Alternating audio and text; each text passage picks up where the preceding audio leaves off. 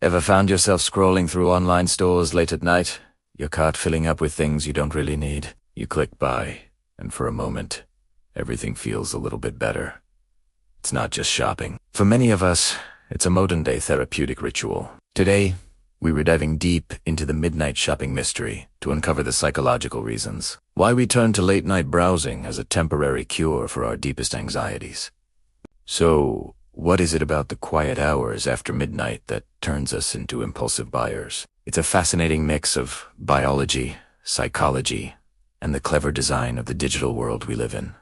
Let's start with our brains. Throughout the day, a part of our brain called the prefrontal cortex is hard at work. This is our CEO, our decision. It's responsible for impulse control, logical thinking, and weighing the long-term consequences of our actions. It's the voice that says, "Do you really need another pair of sneakers? Maybe you should save that money instead." But here's the catch.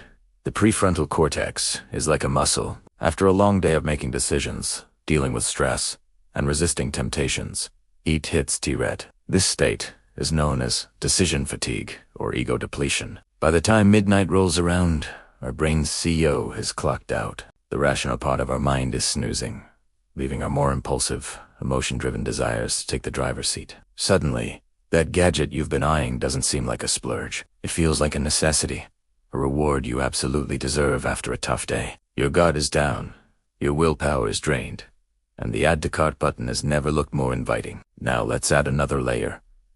Our natural body clock, the circadian rhythm. This internal clock doesn't just tell us when to sleep and when to wake up.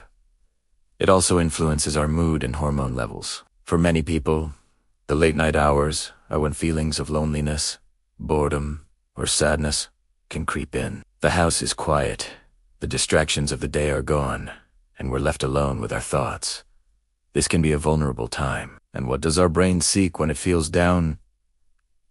A quick hit of happiness. This is where dopamine comes into play. Dopamine is the feel-good neurotransmitter, and it's heavily involved in our brain's reward system. The act of shopping, from browsing and discovering a new item to the anticipation of its arrival, triggers a release of dopamine. It's a little burst of pleasure and excitement. In the dead of night, when other sources of joy are scarce, the instant gratification of online shopping becomes a powerful lure. It's a form of self-soothing, a way to temporarily fill an emotional void. That purchase isn't just a physical object. It's a momentary escape from whatever is weighing on your mind. It's a brief, shining moment of control and satisfaction in a world that can often feel chaotic. Online retailers know all of this, and they've perfected the art of the late-night sale. Think about it.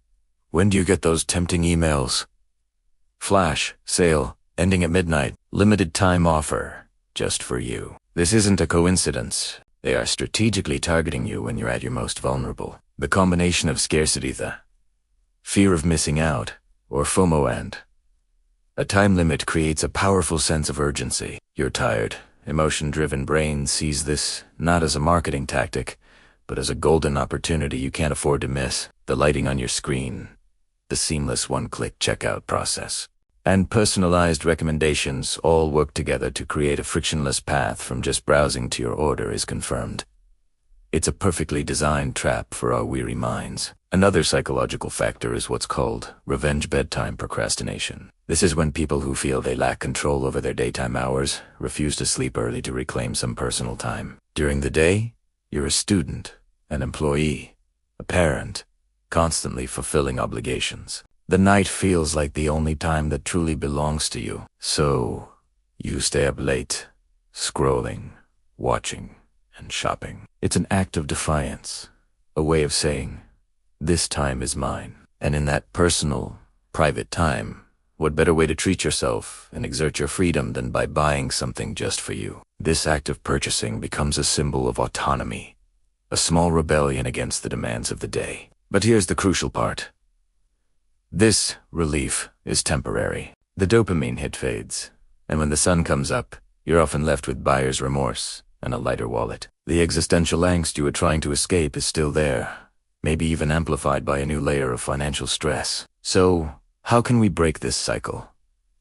The first step is awareness. Simply understanding the science behind why you're doing it can be incredibly empowering. The next time you find yourself scrolling through an online store at 1 a.m., pause and ask yourself, what am I really feeling right now? Am I bored?